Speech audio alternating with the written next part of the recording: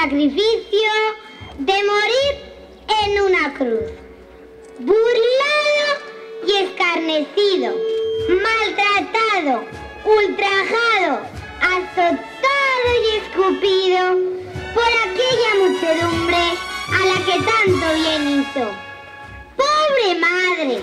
¡Qué amargura! ¡Oh, qué horrible suplicio! Ver al hijo atormentado por feroces enemigos. Mas de pronto, ¡qué sorpresa! Allá muy lejos ha visto cual estrella refulgente que surge desde un abismo una visión celestial que de un sepulcro ha surgido, alumbrando al mundo entero con resplandores divinos. Y aquellos fascinerosos, aterrados y confundidos, tristes y desesperados del crimen que han cometido.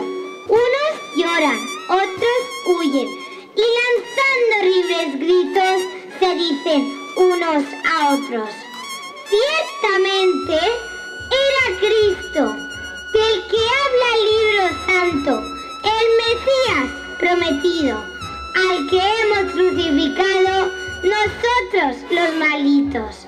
Y el mundo admirado exclama ante tan grande prodigio: María, Madre de Dios, María, este es tu Hijo, que ha resucitado hoy para encontrarse contigo y estrecharte dulcemente en un abrazo infinito.